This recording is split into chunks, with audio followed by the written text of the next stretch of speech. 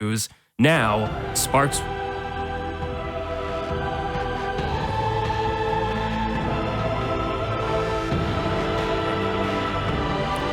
It's the 22nd century. Humanity is in danger as a catastrophic mass extinction event threatens to wipe the planet clean of society. Our only hope comes from one floating city's technological facilities, bringing its people into a continuous simulation until the time is right. However, once a glitch in the system causes things to go awry, chaos ensues. And now, sparks will fly, as our only hope is a sword-wielding girl who seeks to shut down that very system. Her name is DemonchildElise. Hi everyone, I'm Elise. This is my first time on SGDQ, so I'm very excited. Steve will help me with the commentary, and the run is quite difficult and requires a lot of focus, so he will be doing the main commentary. And additionally, I want to say that I want to donate $5 for every time I get hit during the game. So if the chat could help out with that and maybe count the hits that I take, I would appreciate that. And with all that being said, I can give the countdown here in a second. Elise, I think you need to unmute in the Discord. Oh. Oops. Okay, can you hear me? Yep, I can hear you. Okay. Are you ready for countdown? Oh, don't you think I should introduce myself first? Wait. Didn't you just... Oh yeah, sorry. Hey, all good. So, hi everybody, my name is TempestMask1000. For those that don't know me, I'm actually the Steve that you might have heard during Pac-Man World as we were setting up. But yes, my name is TempestMask1000. Some of you may know me as Steve. Hello friends and fellow gamers. I hope you all are ready. I'm actually trying to be a runner with this game as well, so I'm more than happy to commentate for Elise's run. This is going to be so cool. Just a quick explanation of the category. This is New Game Any %. We do have a New Game Plus Any %, where the difference is you play on a separate file that already has things completed. The general gist is we're going to see just a few small differences here and there and all that stuff, but I'll explain as we go along. So, Elise, count down us whenever you're ready, and let's get this ball rolling. All right, thank you. Okay, countdown. 3, 2, 1, go.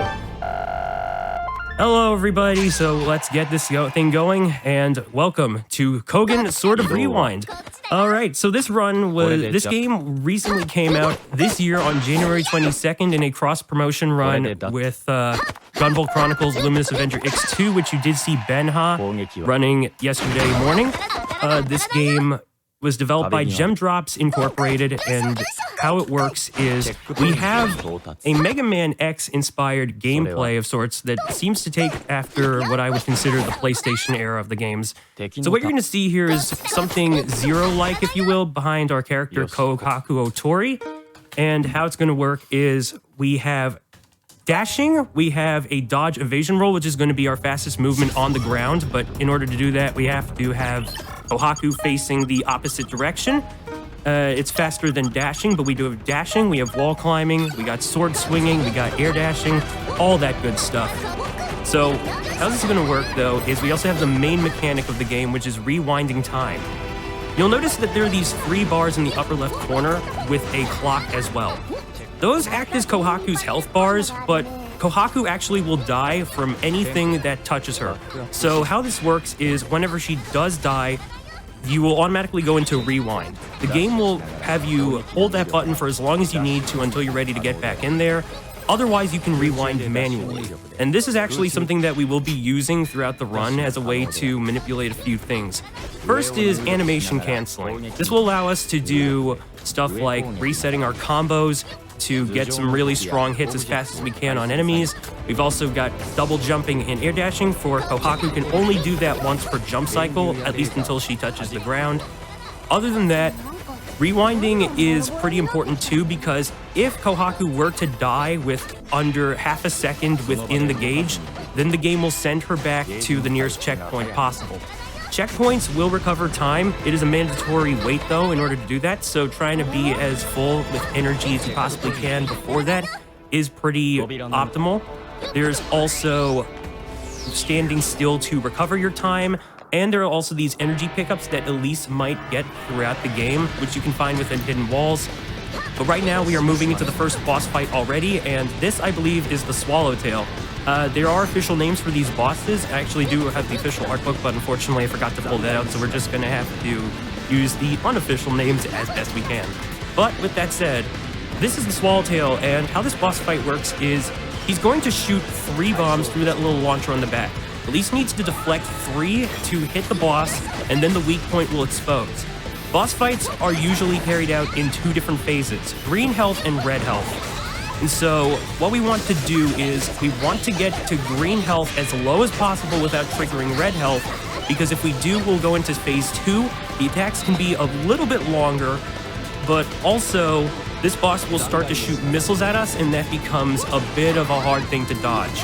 So overall, that was a pretty good manipulation, and then the next time we see that weak point, we should be able to have a quick kill going just like that. So let's see what we got. But other than that, the aim of the game is to try and stay alive as you can, but also use manipulating your manual rewind to the best of your ability. Like I said, it does reset your animations, it does allow you to do combos as quickly as you can, and also it grants Kohaku brief invincibility as well. So you'll see Elise do a couple of clutch things throughout the run. Well, let's see if we got that quick kill. There we go, nicely done. That's what you'll like to see. All right, and that's stage 1 complete. Now I'm gonna also mention a couple of things that Elise went through within the options. First, she turned off the results screen. This was added into the game a little later on, where now we don't have to worry about going through an entire score calculation and ranking. We can just have that removed entirely. Essentially, that is also important because the game gives you a challenge tree for little bonus actions that you do for the first time, and it sort of grants a little... it's like a skill tree, except it's more for completion's sake, because it's just one of those things that the game sort of challenges players to try and experiment with the game to do to get those things. But by turning those off, this makes the game go a lot faster. Another option that was turned on was an alternative type of wall jump. The base wall jump allows Kohaku to go from wall to wall, but she also has this slow slide down, which is very helpful for dodging certain things when you need to stay on the wall, and being on the floor is not going to help at all. But the second type of wall jump does make the motions go a bit faster, so we are saving like at least half a second or so. But other than that, I do want to mention that you saw some little cybernetic distortion rifts within the first stage. Those things, when you rewind in those while standing in them, rewinding will not cause Kohaku to go back in time. Everything else will. And also, you recover your time fast as well. By the way, this system is called the Ouroboros system, just to give you all a little lore there. So the Ouroboros system is being managed by our sword known as Exabreaker, and our objective is COGEN City, which is the eponymous setting of this game, is a bit in shambles, and we're trying to figure out what the heck is going on. So Kohaku here is trying to do things to the best of her ability, and we're actually entering our first gauntlet room.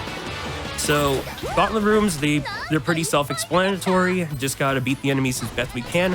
Those enemies that shoot at you and hold the shields, they are one of my least favorite enemy types, in that you have to have them shoot in order to damage you. So we're just gonna try and manage them so that they don't, cause all that much grief for us. Other than that, we are moving pretty nicely. We are coming up to the second boss level already. So let's get a quick explanation on that. We've got a bit of a grenade man situation from Mega Man 8, where the battlefield will turn into a second form if all of these presses from above come down at the floor at the same time. But otherwise, this boss is determined by RNG, and it looks like we got some very decent ones so far. The worst RNG to start with is if the boss does a little spin dash and then goes to the other side as quickly as possible, but this is really looking good. Now, red health isn't going to matter all that much with this boss fight, and in case you're a bit concerned about Kohaku and the presses, the hitboxes behind the presses are actually a lot smaller than you think. as compared to Kohaku's. Now, Elise is within that red state that I alluded to. Ooh, looks like we did have to go into the second floor, but that's no problem because that was still a pretty fast kill. But that little red phase there was what happens when the game recognizes you don't have enough time to activate a rewind. And so if she got hit a second time, we would have had to go to the last checkpoint. But we're looking really good so far, definitely.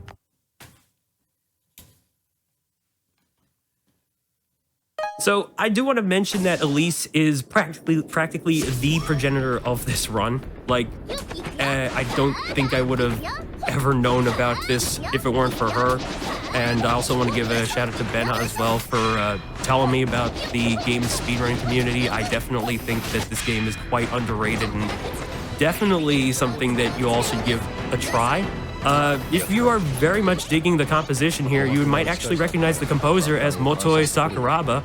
So if that's a selling point for you, then definitely give it a check. It's really cool. Other than that, this game does have Japanese voice acting. Kohaku's voice is actually someone that has been associated with the character ever since day one. Because believe it or not, she's actually a Vocaloid. She was introduced through, say, Vocaloid for Unity, I believe it was, and then there was also an update for Vocaloid for Cubase where she came in as well. So yeah, we're essentially looking at a full-on Vocaloid from Unity Technologies, which Gemdrops officially collaborated with the Japanese Unity Technologies to make this game possible. In a way, you could almost consider it licensed because it actually adapts from a little storyline they had going from a video called Unity-chan, The Phantom Knowledge, or alternatively Project Akaza, The Phantom Knowledge. But yeah, there's quite a bit that went into this game that I definitely respect. So overall, what we're looking at right here in level 3 is a bit of a magma climb, which will be coming up. And so Charbunny, I think this will be a great time to get some donations going right here. Oh, you've got it. We have $25 from Mod366, who says, I'm a simple man. I hear Tempest Mask 1000, I donate. Don't know the game, excited to see what's waiting for me. Good luck, Elise. Also, let's get that Minecraft bonus run onto the schedule. More runs means more SGDQ. And don't we all want more SGDQ? I know I definitely do. Oh, shucks. That was Tim, wasn't it? That was from Mod366. Thank you so much. MOD, thank you very much, man. I appreciate it. He's a good friend of mine. We can get one more in there. You got it. We have $25 from Yoso, who says, thank you to everyone that makes GDQ such a great event. Thank you very much, everyone. All right, we're now moving into the third boss of the game, and this guy loves being hot. So one thing that we want to do is we want to be ready for the magma to rise and then fall. And then the SIM card protecting the core will rise. Once we damage that enough times, it will expose. Once again, we want to manipulate green health as low as possible without going to red health. This second phase would otherwise activate if we didn't get it right. And so that can be a bit of an issue. So if you're familiar with New Super Mario Bros. 2 and the final boss fight against Giant Bowser, where you're just going up this auto-scrolling vertical section, that's basically what phase 2 is here. And we would still have to wait for the magma to rise and then have the core go down. It's quite interesting, really. I'm just like, yeah, no, this fight is definitely daunting, but we'll see what Elise can do. Let's get some serious time.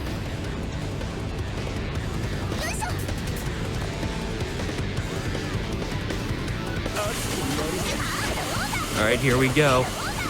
All we need to do is just make sure we get it as fast as possible before that core sinks in. Ooh, nice. Nicely done. That was clutch. Gets me nervous every time, Elise. Yeah. It is really not that easy as it might look, and it's definitely a run killer. Yeah, for sure. Thing is, you might be thinking we're practically done with that boss at this point, but there's a bit of a surprise waiting for you all very soon, don't you worry. So, right now we're moving to stage 4, the Urban Development or Planning Center, and how this is going to work now is we've got a darkness gimmick going on. So something interesting about this game is that once that kicks in, there are these little circuit breaker boxes that we can strike to get the lights back on, but we intentionally don't do that because enemies will actually not detect Kohaku in the darkness state. And so this allows for a certain few tricks to be a lot more possible.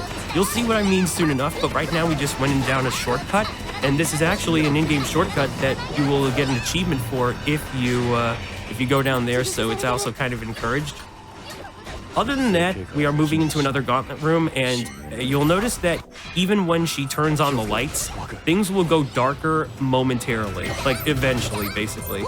It's a very interesting gimmick for sure, and it's one of the things that I can't help but respect about COGEN, because this is actually not that huge a game in terms of the base package. And yet, I think Gem Drops did a wonderful job trying to pack everything into what's basically a 10-level game, and yeah. Anyway, here's a bit of a trick where we're going to use the manual rewinding to get across just like that. Nicely done. First try. That definitely deserves a bit of applause right there because that can be a bit daunting. You definitely want to have a little bit of memorization involved to at least avoid a little solid collision that there was a bit of light for up above, but yeah, no, that was pretty good. So other than that, we are going up a bit of a climb that's going to take us to this level's boss, and it's a bit of a doozy, so I'll just go ahead and start explaining it right away.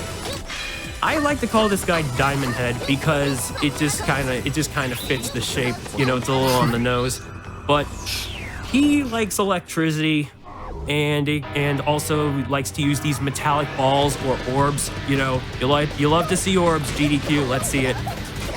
But other than that, like, we'll see that in a bit, but yeah, that's definitely not a good attack to start with. So, I mean, it's not the worst thing, but you'll notice that he's cycling in a certain direction as he's going along. Luckily, it's pretty slow, so we can get a few attacks in there and stuff, but like, this can be really annoying, especially on, well, the surprise thing coming up soon enough. Other than that, though, it is worth mentioning that enough attacks are dodgeable, even when it seems that's not the case. You just gotta remember the dodge roll is there, and it's actually making Kohaku completely invincible while the rolling animation is happening as well. So there's quite a bit of options here, despite your seemingly limited moveset. Now, one thing I did forget to mention is that the third strike within our ground combo and the second strike within our air combo is the strongest stuff that she can do. So keeping that in mind, it is what allows us to shred through boss health. And quite honestly, that was a very good pattern. Like, that was not at all painful as compared to what we've seen before. Yeah, the boss can definitely do a lot worse things. Yeah, this is definitely not her favorite boss. That was definitely not her favorite boss, by the way. Alright, so now we're moving to Stage 5, the bootloader, and this will actually mark the end of what will be known as the first cycle. So I'll go ahead and explain it now that this game is separated into two halves, Cycle 1 and Cycle 2. We actually have a category called First Cycle Only, where if you were to do that, the run would officially end after you beat this level's boss and complete this level. So there's that, and it's actually quite beginner-friendly. And that's not to say that the rest of the game isn't, but it's pretty challenging to say the least. We'll talk a bit about that when we do.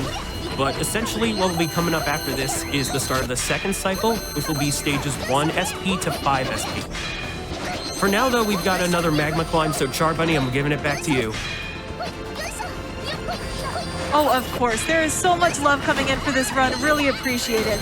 We have $15 from Anonymous, who says, good luck on the run. Thanks for the good luck. We also have $25 from Cage Tiger, who says, just woke up this morning and time for more speedruns.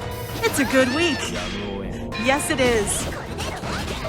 We also have $100 from Anonymous, who says, an unmet incentive for a bonus game? Not if I can help it. More GDQ. And again, that is talking about our bonus game coming up later today. We are looking to unlock Minecraft Java Edition. We are at about $34,000 out of a needed 125. So please keep those donations coming. Let's make it happen. We want more GDQ, right? I know I do. More GDQ. Ooh, that's a little unfortunate. So that right there is the first instance of what happens when you die in red health. And so, unfortunately, we're going to have to go through the gauntlet room again. It's no problem, though. We'll just have to make up for it a little. It is worth mentioning that any time-related gimmicks within the level that will continue to activate. Those will activate whether you manually rewind or whether you die. So anytime that time rewinds, something will happen. You notice those platforms, for example. Those flip up when those take in a little energy from the Ouroboros system. And then there's also the disappearing blocks as well. And those are kind of like Yoku blocks, except those will sort of change back and forth. It's kind of like that little Super Mario gimmick where platforms will flip when you jump, kind of like that except for rewinding. But now we are moving into the Akasha boss fight, and so Akasha here is the system administrator for the simulation that we realize we are in by now. We actually learned quite a bit going up through the plot of this game, which of course we got to skip the cutscenes. But Akasha is a cycle-based boss where she'll become vulnerable for each time you break those 6 laser devices. The first 2 attacks are practically scripted, so a fast setup allows to break as much as we can. We'll see what happens though, because she can be a bit tricky.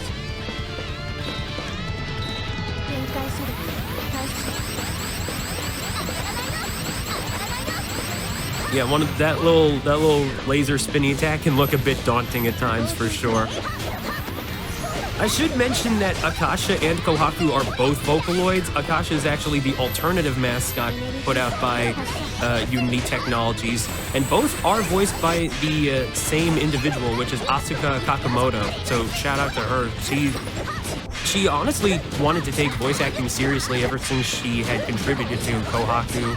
So she's practically grown with the character, and I can definitely say it's very nice to see her carry that role into this game for sure. But nicely done right there.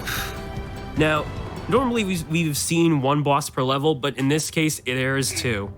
And it's actually our father, Yuji Otori.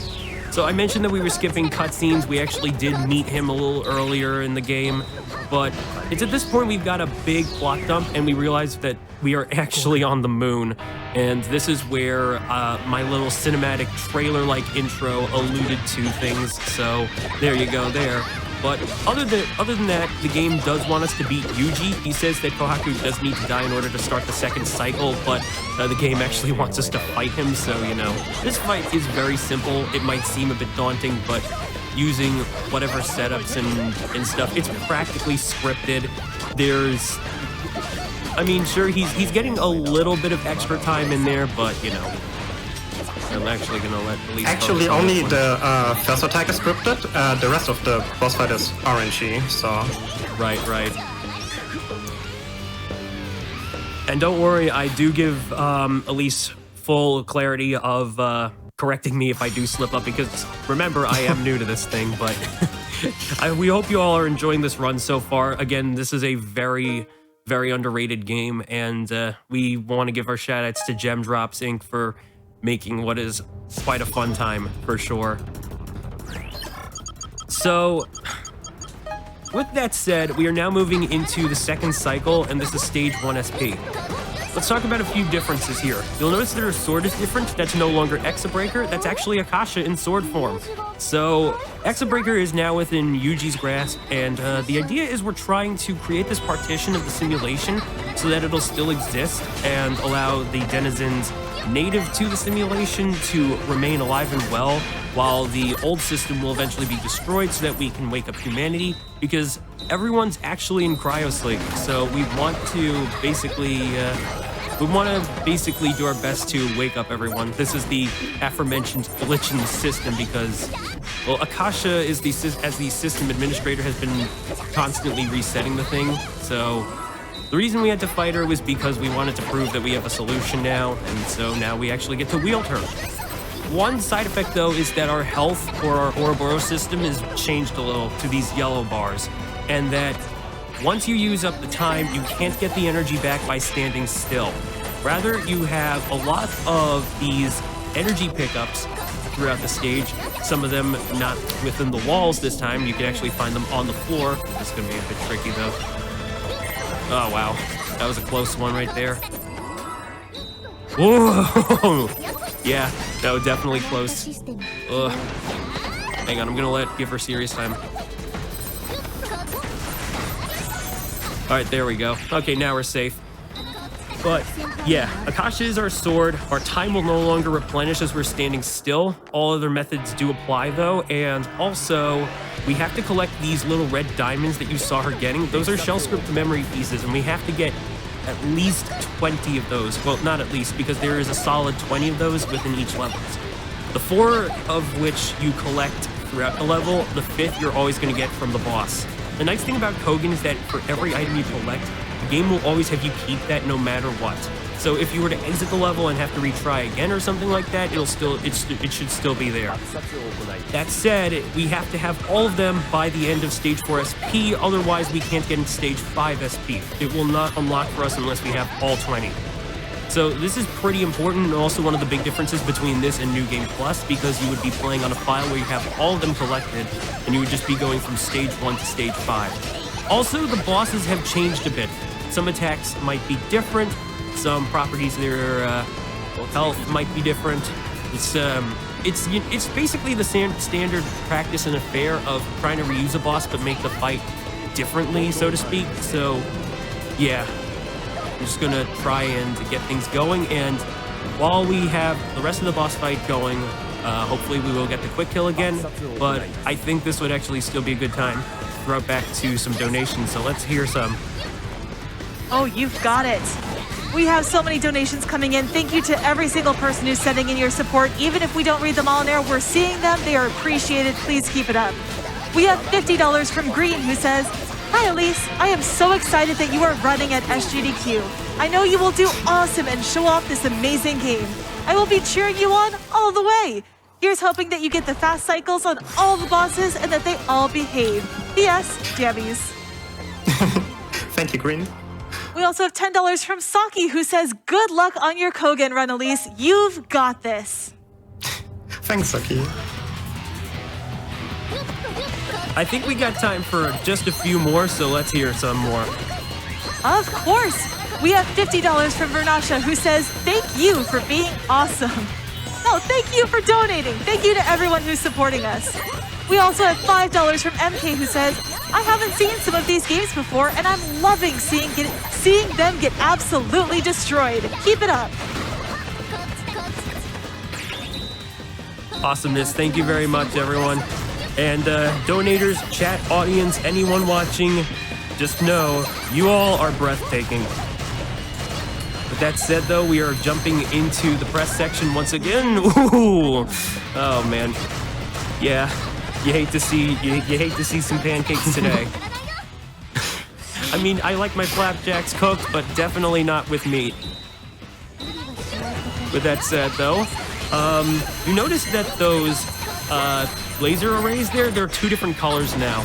The yellow ones were destructible, the silver ones are indestructible, so we can't do anything to sort of change the playing field. Not like we usually bother anyway, because, you know, we're just trying to go through things as fast as you can, but just a little side note on how the enemies do change up within the second cycle. So yeah, there are quite a few different things, and it's not just your standard affair. You might have noticed some enemies that weren't there before. There's some pretty annoying things within the second half, admittedly, but I'd say it overall adds to the challenge as a whole and plays into the idea that while this game definitely encourages fast play, it certainly goes without saying a little active planning and care can easily go a long way, you know, kind of like the Castlevania style, which I love me some Castlevania. Actually, that is worth mentioning that akin to Super Castlevania 4, which was also in the schedule, Kohaku can duck and crawl, which is pretty nifty. But yeah, other than that, when you do hear the beeping, those are generally explosive enemies. There are the 2 kinds. There's the ones that crawl on the ground, there's the ones that float up. When the floaters explode, those shoot little balls in 8 different directions, and those can be really hard to manage. So now we're moving into the second fight against the Stage 2 boss, and this is generally where you are guaranteed to see the presses break the floor. But let's see if we get some good RNG as well. Alright, please give it to us. Okay, thank goodness.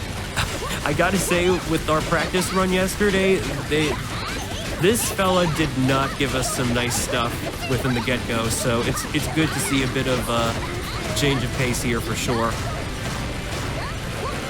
I do want to mention, you notice that all of the bosses are voice acted. I don't know why they went with this route, and it's also kind of surprising to see that they foregone the typical robotic processor filter, but I also would argue it kind of gives each of the bosses a little character, so props to Gem Drops on that. Other than that, I mean, there's not much to say except some of the voice lines do change up to show a change in personality within each of the bosses on the second cycle. It's those little details that I really got to appreciate. But nicely done, Elise. Stage 2 down, 2 more to go before we get to the finale. Now, I think this would actually be a good time to mention the DLC content because this game has gotten quite a bit of updates. So, DLC packs, there are 3 of them, and each of them gives you a new playable character to utilize. You can actually play as Akasha, Yuji, and as a crossover thing from the aforementioned cross-launch, COGEN actually does show up as a playable fella in his X2 getup, so that's actually really neat, and arguably I would say his gameplay here is quite smartly crafted here too, because each character does have a little something that falls into the whole death system of this game. And COGEN, while he does not have the rewind ability, he does, however, have the ability to use multiple dashes. So his bullet dashing while in X2 was only limited to 1 at a time until you went into overdrive mode. Here he can do up to 3, but those also count as his health bars.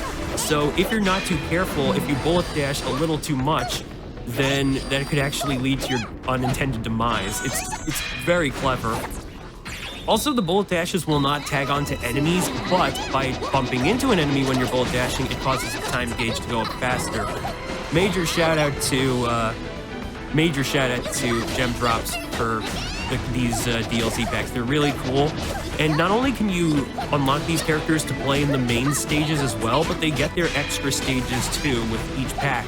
So it literally adds just a tad bit more content to the game, which is always nice. And we do have speedrun categories for some of these different characters as well. So if you're interested, this game is available on Switch, PS4, PS5, Xbox One, Xbox Series XS, and of course Steam. And I know some people might notice that there is a downloadable demo called Special Mission, so if you'd like to try out this game and see if it's for you, then definitely give it a go. Other than that, I also want to point out that there is the Steam sale happening right now, so if you want to get this game 25% off, now is the chance to do so. This is a really fun game. But we are moving into another magma climb, so Char Bunny, I think you know what time that is.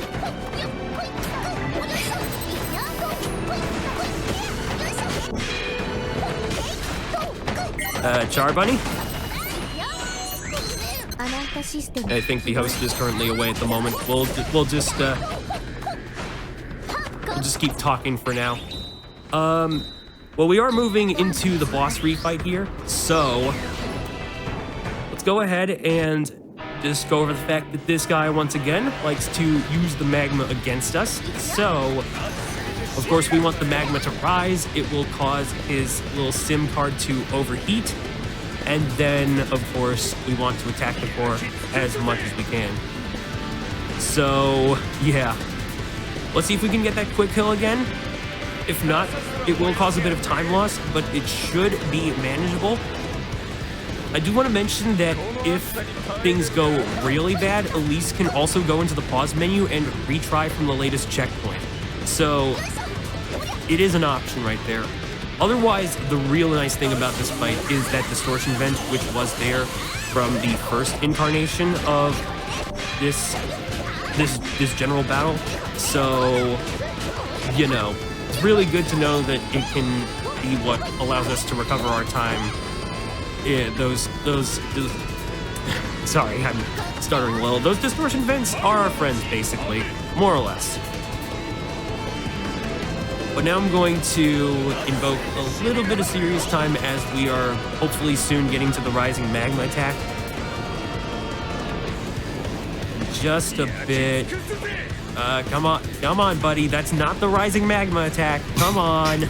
Yeah, while this is a cycle-based fight, how long the cycles take is sadly RNG, so there's not much we can do about it. Sometimes he goes to dive after like 2 attacks, and sometimes he just likes to take his time. All right, come on. There we go. Let's see if we get the quick kill.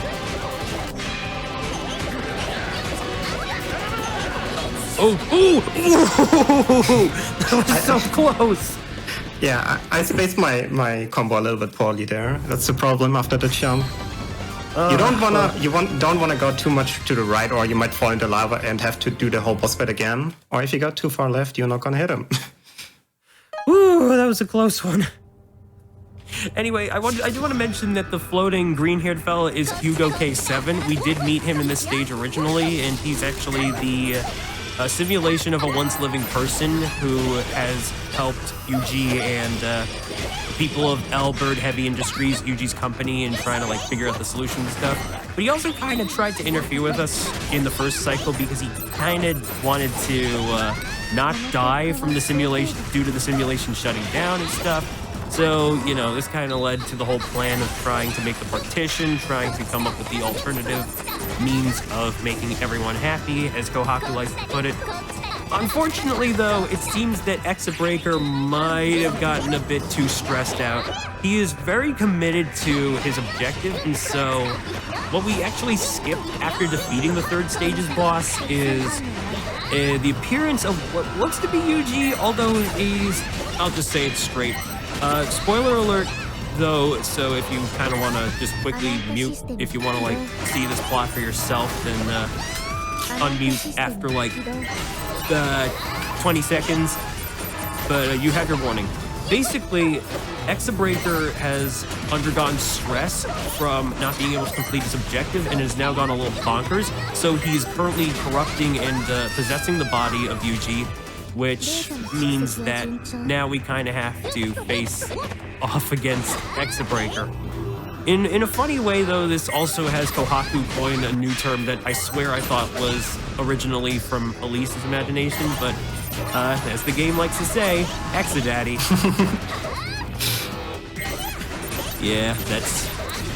This game is very anime.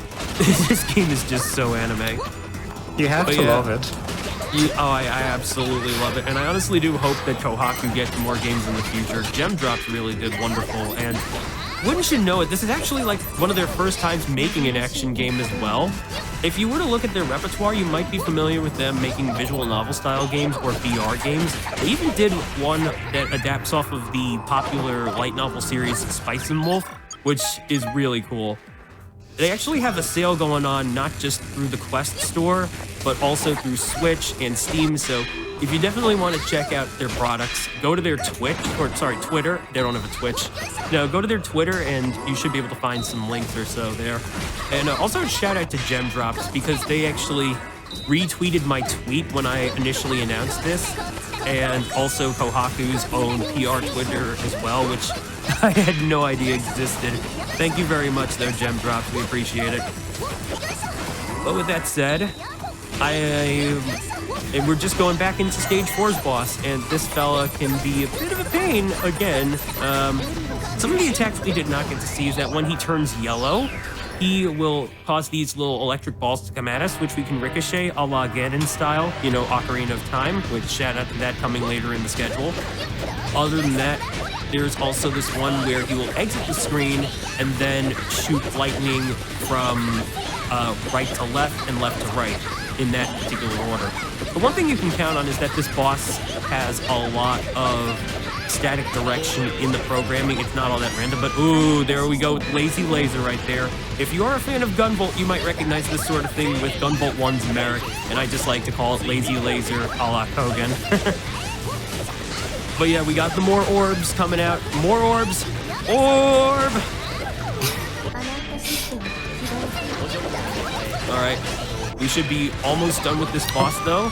Ooh! I cannot believe that looped around the room like that. Wow, okay. That is unfortunate. That can happen. Yeah, this is by far my least favorite boss. He just likes to find new ways to screw you over. Yeah, unfortunate, but what can you do?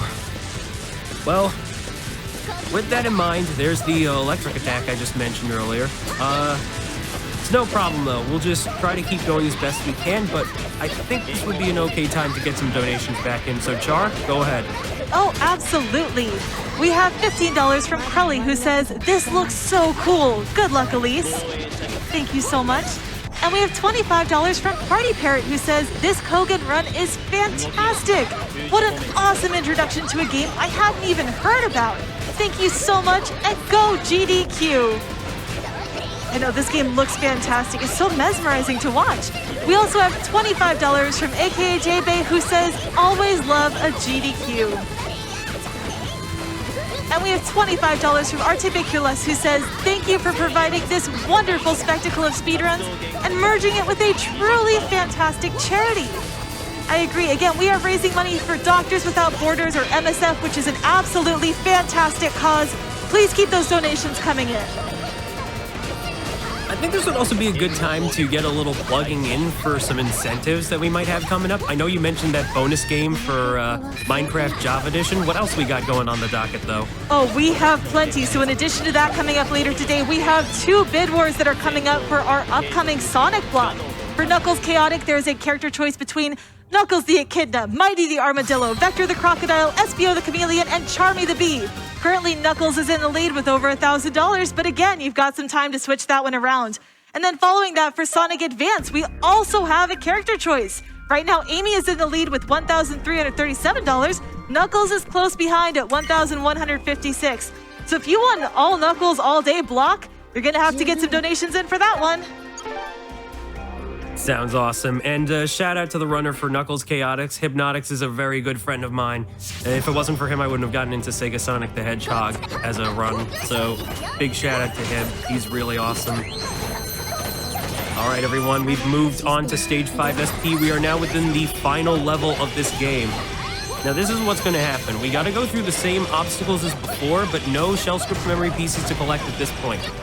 However, this will also lead us to a really neat thingy that'll happen in what's called Stage Last, which will occur once we get into the boss chamber.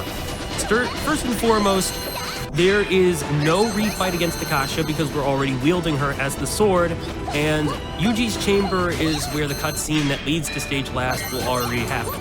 Now, you just saw the manual rewind in its proper format, where normally you can just rewind time to correct your positioning if you made a bit of a mistake there. Yeah, the rewind system is just super handy for stuff like that. I can't help but appreciate it.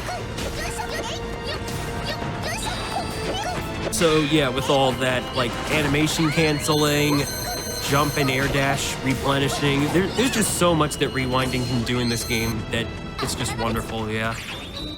But we're going back into another gauntlet room, so let's get some more donations if you got any.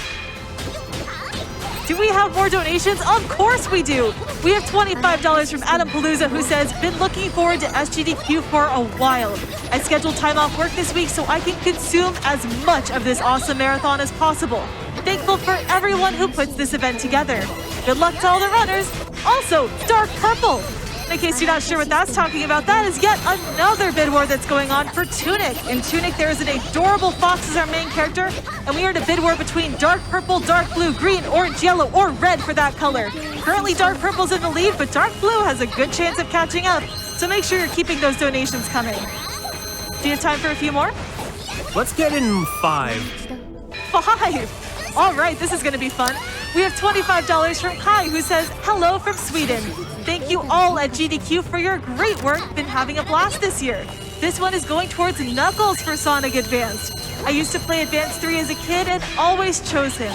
Though to be fair, Amy is also a great choice. Heart."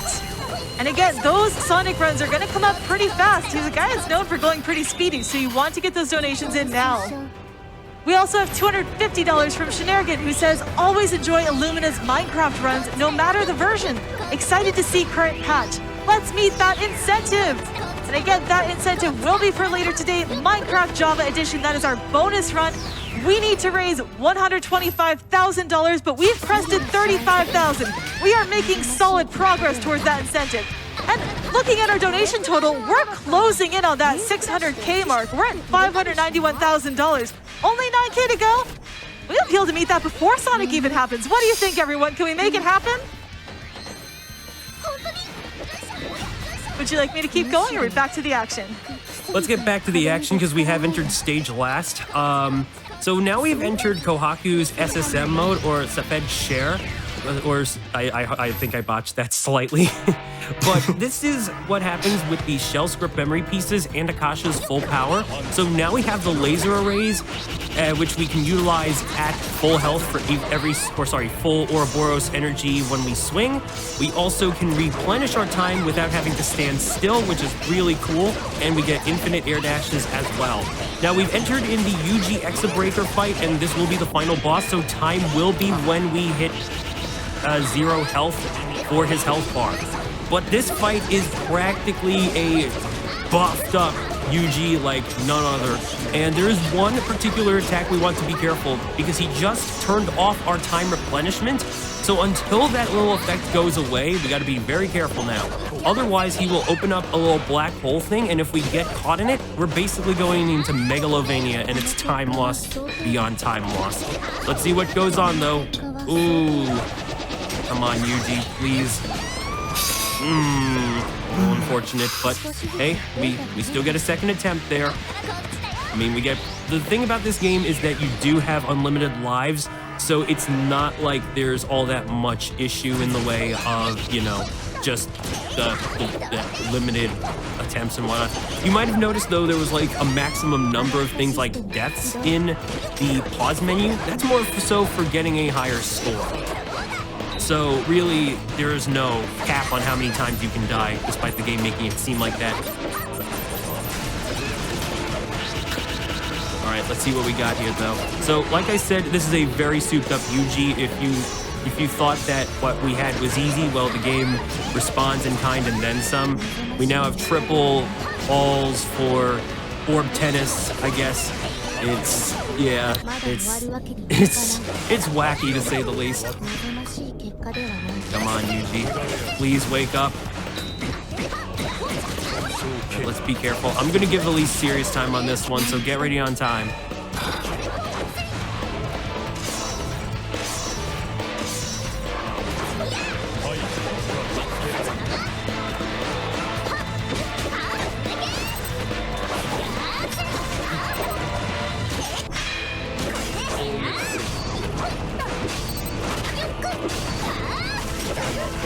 So close. All right, here comes the black hole attack. Remember, we need to avoid getting sucked in there.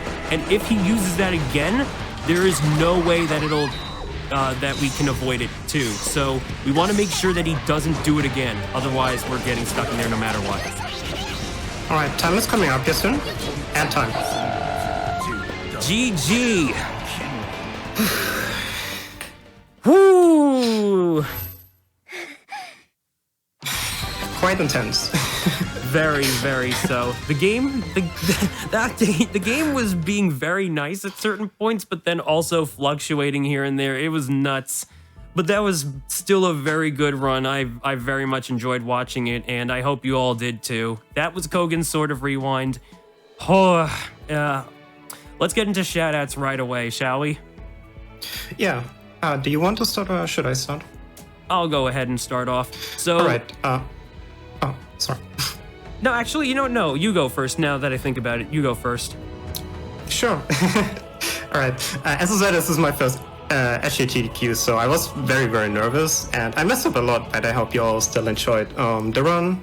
And thank you very much, GDQ, for giving me the chance to be here. And thanks to all the viewers and donators who make this awesome thing possible. And if you're interested in this game, we have a COGEN Speedrun Discord that you can join, and you can ask us questions there if you'd like. I feel the game's a little underappreciated, so definitely give it a look. It also has a free demo, as Steve already mentioned. And I also want to say thanks to Charbani for hosting and to Steve for helping with the amazing commentary. I want to give a shout out to Tim Rinko, who is a Japanese runner who is excellent at the game, and also a shout out to Benyas to motivating me to sign up to SGDQ. And yeah, that's it from me.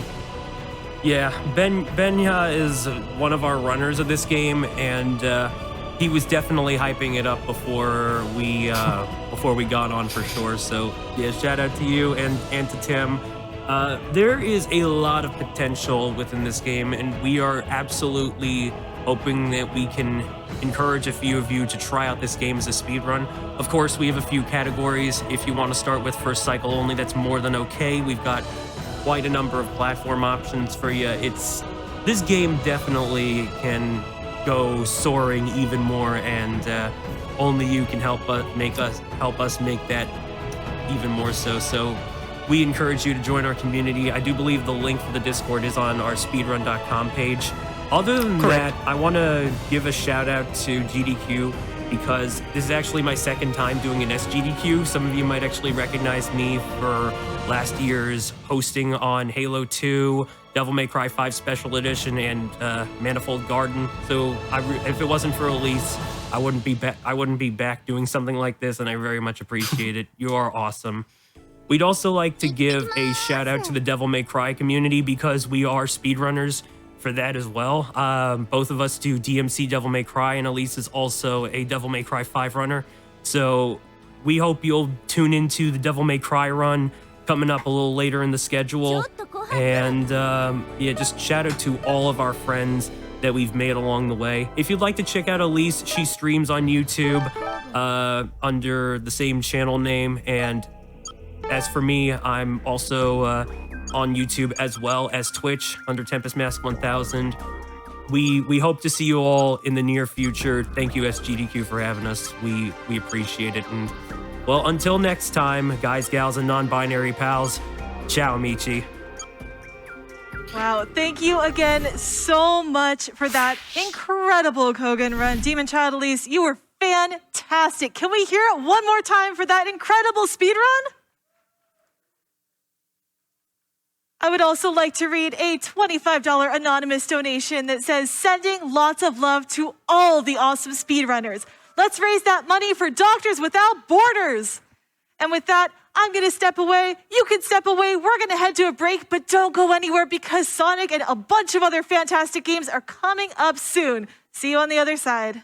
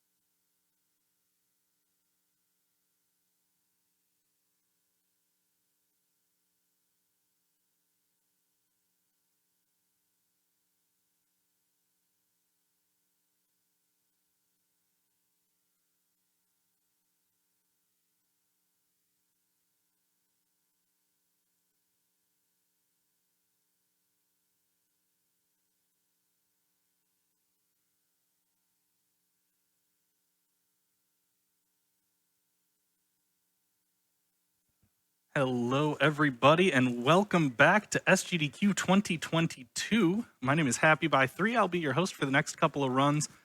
I'm so excited to be here. Very excited to get started with our next run, Power Slave Exhumed by Chaos Wolf. But in the meantime, let's get some donations going. We have